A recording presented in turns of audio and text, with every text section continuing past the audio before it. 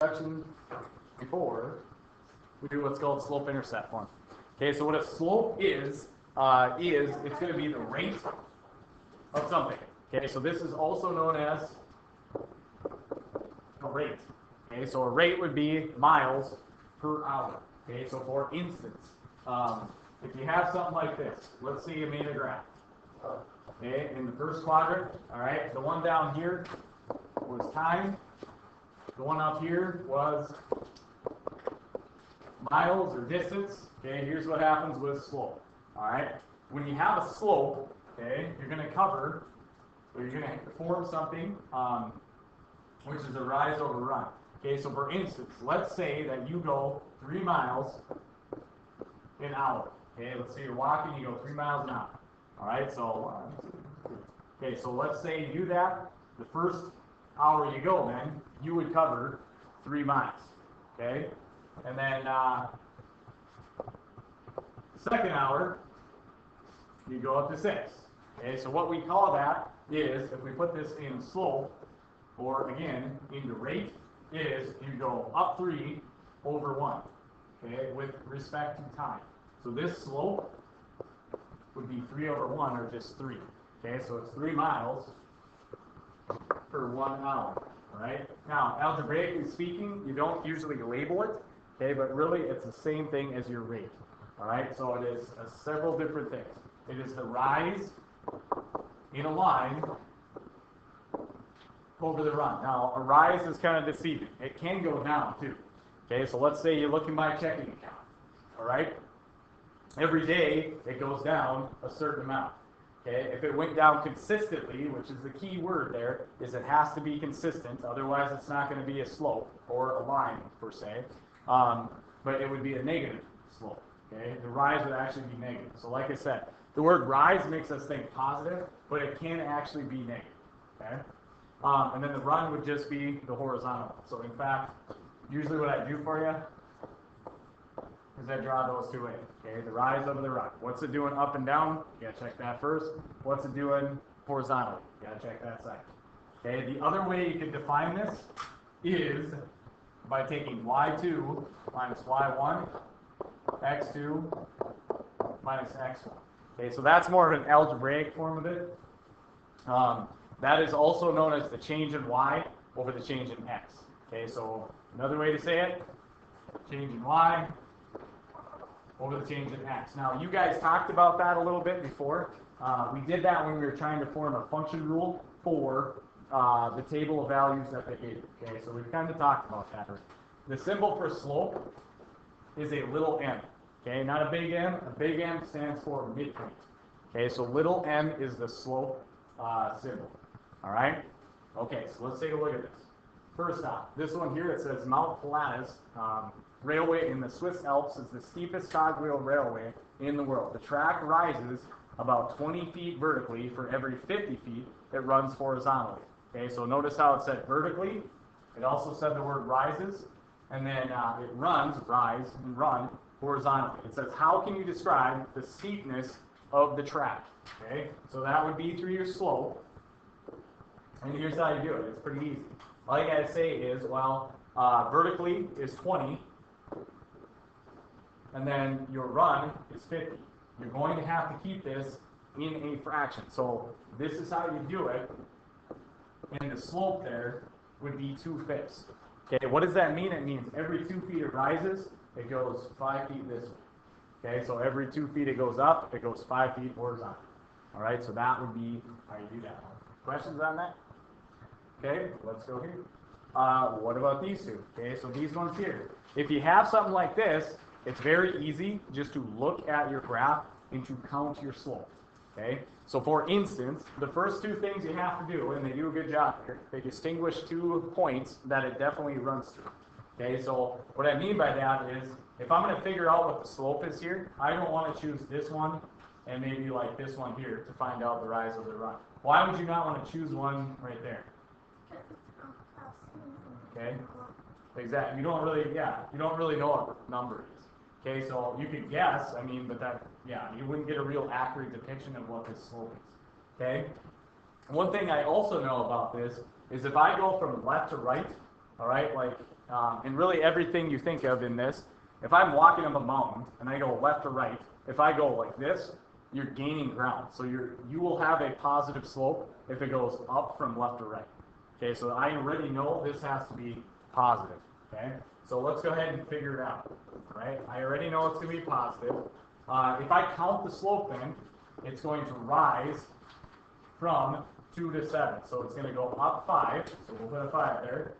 And then it's going to go over 1, 2, 3, 4 spots, which is also positive 4. Okay, so I put 5 over 4.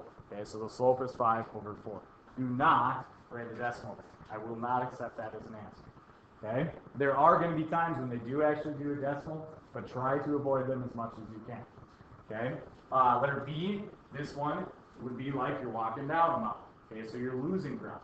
All right, so this one here is definitely a negative slope, and then you can count it out. Okay, so this is what I mean by the word rise is a little bit deceiving. Okay, I look at my points from left to right. Okay, so therefore this one here, I would go down 3 spots. So that is a negative 3. Okay, and then if you go over 2, the run would be plus 2. Okay, so it would be negative 3 over 2. Now, when you do that and you write your final answer, you don't have to put negative 3 over 2. You can just put negative out in front and then put 3 over 2. So that actually would be your answer. All right? Questions on that? Okay, pretty easy so far. All right. So, what if, these two. Okay. So this one here, we talked about the mountain thing. If you're going up and down a mountain, what if you're walking flat across the plane? What is happening to your rise? Do you have one? No. Okay, it's 0, right? Okay, so anytime that happens, it's 0. You're not gaining ground upward, you're not losing ground downward. This is m equals 0. Okay, there's nothing there. All right, and then this is what I always tell people for B. Okay, let's think about it. All right, let's go back to the mountain. If you were to walk up a mountain, okay, and you don't have any mountain climbing gear, okay, could you walk straight up and down vertically? No. Okay, you're not Spider-Man, so no. All right, so that is what we call undefined. Okay, we can't do it. Another way to think about these. Okay, so let's think about this one. If I looked at the rise over the run, okay, the rise here, the rise is 0. The run, you do actually have a run. Okay, it would go from 2 to 6, which is 4. Okay, so really, if you do this one and you think about it mathematically like that, 0 divided by 4 is 0. Okay, so that is another reason that is 0. If you think about this one, this would be one like this. It would be the rise. Hey, the rise is from 2 to 4, so we do have a rise. It's 6. But for every rise of 6, we go horizontally 0. Okay, and if you didn't know this, any number divided by 0 is also undefined. Okay, so that is another reason that that is undefined. Okay, let's go to one of these. Okay, so what if you have this? All right, they give you something like so. There's 2 ways to figure this out. All right, you can use what's called the slope formula for coordinates. Okay, which is this one right here. y2 minus y1, x2 minus x1. Okay, so that is the slope formula for coordinates. Okay, the other way to think about it, you can think about it like this. It would be the change in y, which, and if you think about it, guys, why is it the change in y? Let's think about rise over run. Which one is up and down? The y and the rise, yeah. Okay, so y is the vertical value. That's up and down. That's why it's rise. That's why y goes on top. Okay, the x would go on the bottom. So either one of these works. Okay, I'll show you what this one looks like first. Right. So let's take a look at number 2 here. It'd be m equals. Okay, so it'd be y2. Now, I usually label these. That is usually the biggest issue we have when I first start teaching this in 8th grade. Okay, so label this x1, y1. That's what that means is that is my first set of coordinates. Okay, x1, y1. You can't label one x1, y2. Doesn't work. Okay, they both got to be 1 or 2. Doesn't matter. Okay, so this one here, x2, y2. All right.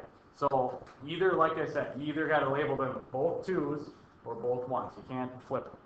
All right. So this one here would come first. How do I know? I check the formula. Okay. So y2 is 4. y1, which is right there, minus 1. It helps to label them because oftentimes when you don't, people struggle with where to put what. Okay, so x2 is a 6, x1 is a 2. What's up? Can you switch, like... Could you name this one x2, y2? x1, y1? Yep, you sure can. But you just, the thing you can't do is this. You can't do this. You can't say, this one is x1, this one is y2. You can't do that. Okay, they both got to be the first one and the second. Okay, so yeah, but you could switch them. That's fine. Okay, all right. So let's figure this out. 4 minus 1 is 3. 6 minus 2 is 4. So m equals 3 over 4. Okay, so the slope is 3/4. All right. Okay, well, let's take a look at number 7. What have you got this? Now, sometimes when you get a negative 1, this also messes people up. Okay, so I'm going to name these. I just name them left to right usually. You can do it the other way if you're a rebel. Okay, Jacob? All right. And then this one here, m equals y2, which is 3, y1, which is also 3, and then 8 minus, here's the deal. If you ever have minus, x1 is negative. This minus does not account for that one. So you actually have to include it when you plug this in. Okay? Okay, so here's what's going to happen in this. This is 0. This minus a negative is minus, what does that mean? It means what? What does minus mean? Or subtraction, should I say in general. What is the definition of subtraction? Add the opposite. Very good.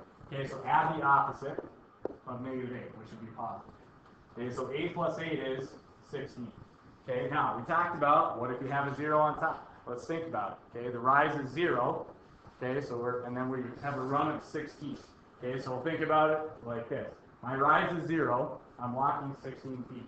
What is my slope? What do you think? 0. Okay, so this has got to be 0. The other way to think about it is what times 16 gives you 0? 0, right? Okay, so that's why m would be 0 there.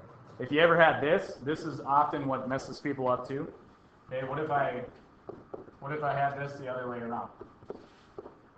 Okay, I worked with the numbers, I got it. You know, people look at this stuff, they get it, no problem, that's undefined, that's 0. But when they get the numbers without the graph, they see this and they say, hey, that's 0. Okay, not true, right? If we had it this way, what times 0 gives you 16? There's nothing. You can throw everything you want at 0, you're still not going to get a 16. Okay, so it's undefined. All right, if you ever had that situation. Okay, any questions on that? Right? Well, let's go to the next one. Okay, types of slopes. So we talked about this. What kind of slopes could you have? Well, if you have something like this, where it goes upward, that is always positive. Okay? If you had something that goes downward, from left to right, and usually you can look at it backwards too. That in fact works as well. I usually look at it from left to right. Okay, so this would be negative. We talked about the other two. If we have this one here, straight across, that one is going to be 0. It's also known as horizontal slope. Okay, and then this one here would be another one. Okay, that would just be a vertical or the undefined one. Okay, so there is your different types of slopes.